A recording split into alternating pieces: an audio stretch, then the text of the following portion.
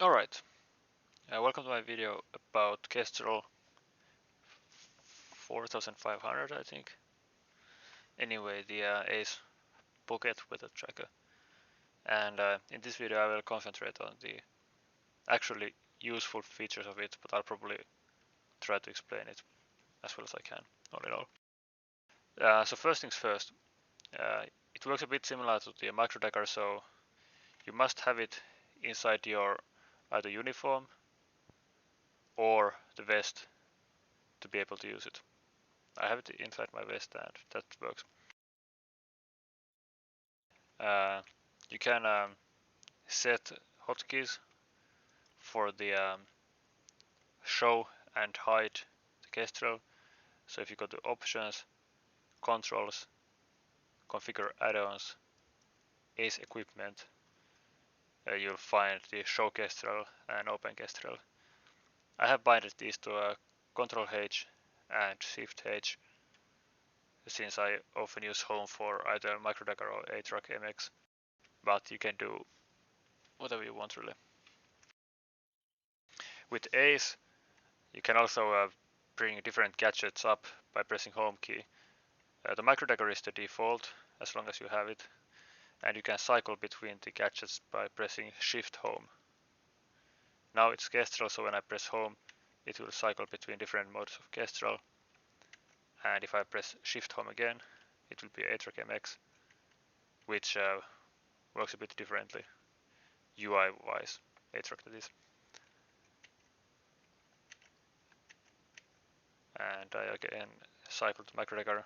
Also the control home works for all of them, so you can hide them all with control home.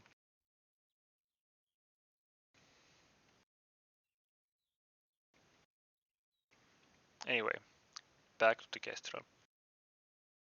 So right here we have the user screen 1, which here shows your facing, or the direction you're facing, northeast 41 degrees. This is your altitude above sea level, and this is the current wind speed the Kestrel is recognizing. So since I'm basically facing the wind pretty much, this one here will be the true wind speed. But if I don't face the wind, like for example right here, the wind is blowing from 3 o'clock for me, as you can see here.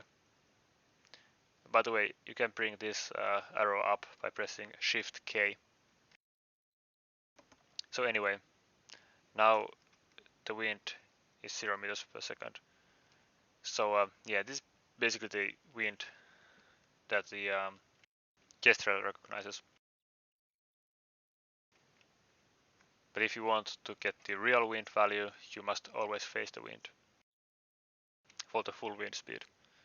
Now for my bindings I press Shift H to bring the Kestrel up and move to the next page. User screen 1 and 2 don't have these, or well, these left and right buttons don't work for that.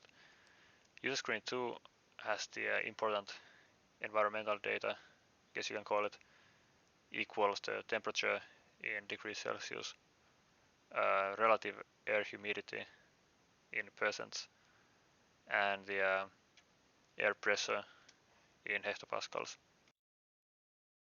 You use these for both sniping and mortars, but for mortars only if the wind simulation, I think it's called, is enabled. And same for the sniping, if you don't use advanced ballistics, these don't matter, I'm pretty sure. Again, you can check that from the ACE options. Next we have the page with all the info of the basically what time is it, what date is it, etc. Again, nothing happens from the left and right keys. After that, we have the direction you're facing, which does have some kind of average direction thing. I don't know how this works. It's not very relevant in my eyes. Again, here we have the wind speed, which is exactly the same as in the user screen 1. But here you can measure average if you want it. So you first need to activate it by pressing here.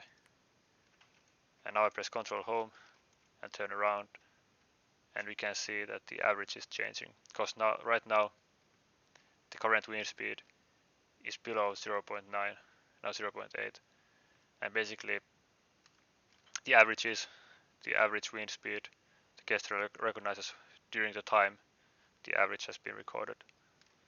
Again, I would question how useful this actually is. Can't come up with any way to use this practically in Arma. You can press stop again to stop it. And you can also clear it by pressing it once again, as said here. Moving on to the next page, I guess, we have the crosswind, which you can also measure average, and after crosswind we have headwind. These are pretty useful for sniping, or can be used in sniping anyway, if you only want to take the crosswind component into account. Let's see, I should have some targets placed in the middle, like the around 500 meters. Actually, I need to move the center here. Let's get nice, even hundreds and thousands. Oh well, doesn't matter.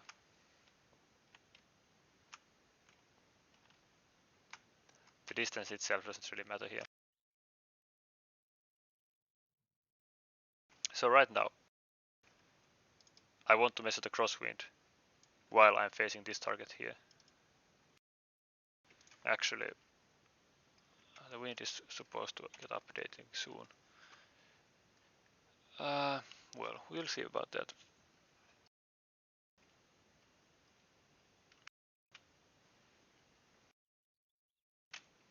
Actually, let's go through the other stuff first and see if the wind will get to update or not. But anyway, crosswind and headwind are, in my opinion, the more useful functions of Kestrel, especially crosswind. And as I said, you can measure the average, but again, I don't see this very practical. Next up we have temperature, which is one of the environmental data pieces, I guess you can call them, which are in the user screen too. Basically, temperature, relative humidity, and air pressure are the more important ones.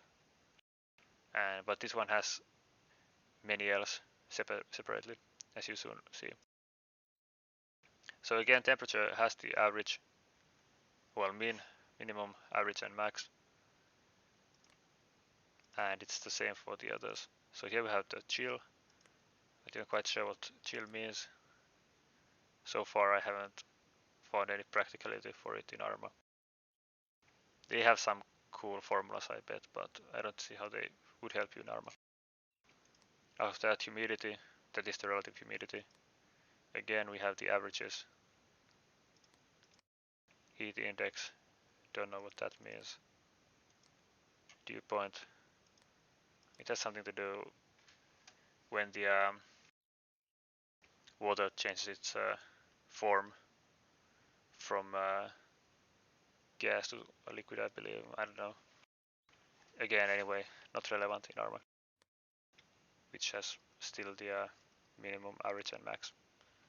Of course, since the mission has been going only for around 10 minutes now, they don't really have much variation. Wet bulb, actually I don't know. I think dew point and wet bulb are both related to changes of form in water. I'm not sure, but they aren't that relevant, as I said. Here we have the barometric pressure equals air pressure, which again is in the user screen 2. Altitude, which is in user screen 1. And I have no clue what this means. I think it's actually could be used in HRMX if you're using the altitude. I'm not quite sure. Nothing too relevant anyway. And here we are back to user screen 1. And for these you all have the average options, but I don't see them that useful. Alright, so back again. User screen 1, pretty useful if you want to measure the real wind speed and wind direction. User screen 2, important for snipers and mortars if you're using the advanced options. Date, I guess it's pretty accurate, but that's about it. Direction you are facing, not useful. You can see same and user screen 1. Wind speed, also user screen 1. Crosswind, headwind, these are pretty useful. Temperature, user screen 2. Chill, not useful. Humidity, user screen 2. Heat index, not useful, not useful, not useful. User screen 2. User screen 1, I believe. Not very useful. So user screen 1, 2, crosswind, and headwind are the ones you're gonna use. And it seems like the wind hasn't changed yet, so I guess it's safe to measure it now. Let's start. Just wanna, yeah, I have been recording all this time. Want to make sure I have. So now let's measure the, so to speak, true wind speed and true wind direction by degree.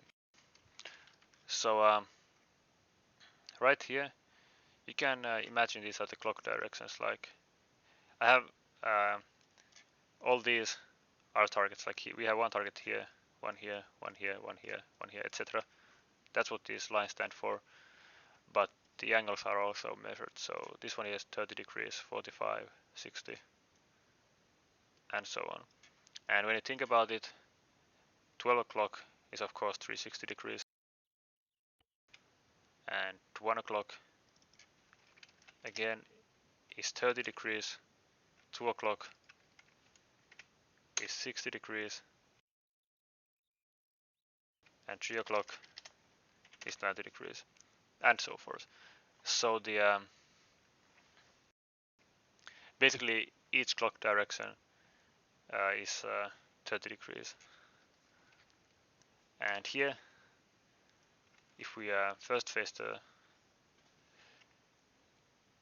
okay, so we find this spot here. Let's bring the Kestrel up on user screen 1. So right here, we found a spot where the directions change. So here we have the 11 o'clock, and here we have 12 o'clock, which basically means, or is a bit similar than 1 o'clock. Actually, have I drawn that? That's 225. Okay, that's 225. It's not correct. So, but basically, the direction we are right now facing, where the arrows change, is 15 meters higher. I mean, no. It's 15 degrees greater than the real wind direction, because this is the point where the wind direction changes, or clock direction changes. So now, if we okay, so 48. If we subtract 15 from 48, what do we get? 33, I believe. Let's face 33. And this is the wind direction, and this is the wind speed. Right now, the wind is still pretty low, so the differences are far smaller than they could be. So you can barely notice the difference. If the wind speed was 3 meters per second, which I had hoped it would be, you would notice the difference better. So now, let's just mark, I don't know, this is just something I came up right now. So the time, 1.2 meters per second from bearing 33. I don't know, I just came up with that way to mark the wind. Alright, so now we know the wind direction. And after that we can measure the crosswind and headwind. Let's measure the crosswind to that target, to our east. So to measure the crosswind, I go to the crosswind part and press the middle button to set heading. I want to auto set it because that's easy. I don't have to tap. If I want manual set, I would have to adjust it and that would be just annoying as fuck. So I don't want to do that. So auto set, set heading, heading set. So now the heading is 90 degrees, which I'm currently facing. And the crosswind shows as 0 meters per second. After that, I want to face the wind. That is bearing 33.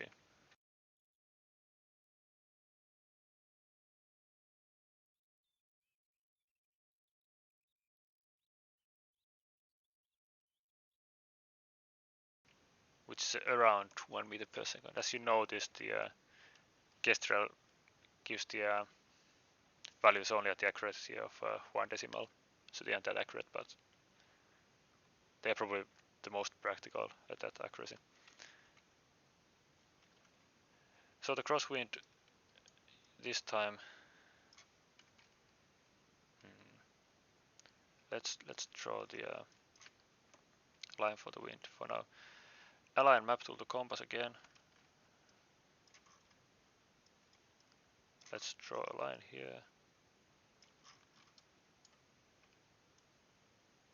Oh, I hope this looks good. Not quite. Well, I can move that.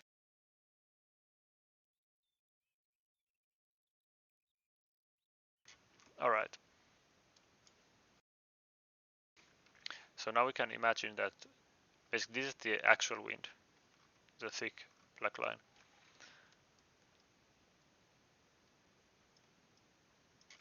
Alright.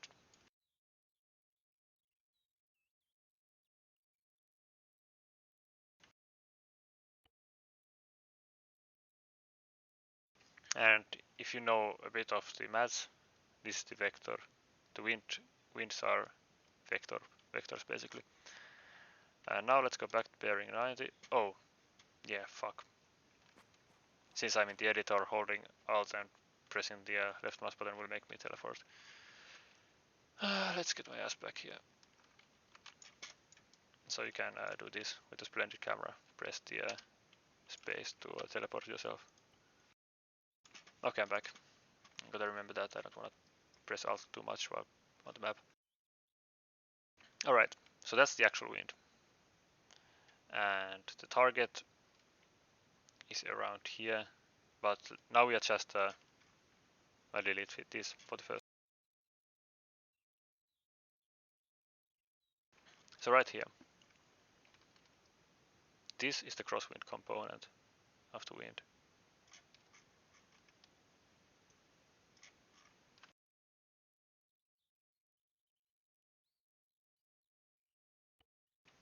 Crosswind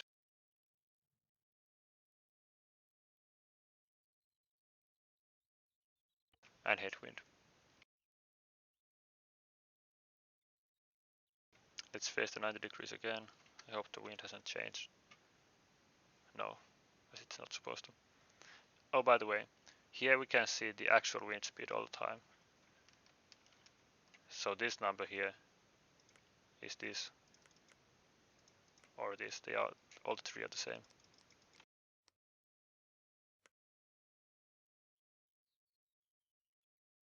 But yeah, just remember that when you are measuring either crosswind or headwind, you first must face the target, and after that, when you have set the heading, you must face the wind. That's how you measure that. So back to explaining this. So the crosswind was 1 meter per second, bearing 33. Yeah, okay.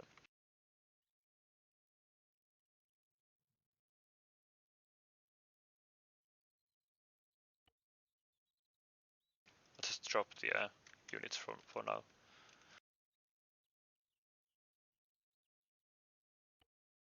.2. And let's measure the headwind as well. Again, the same bearing or facing. The heading has been set already, as you can see here. Actually, I'm not quite sure. Let's try it out.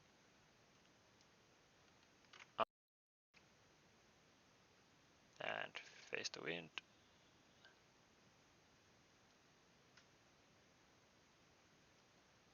33 is around 0.7.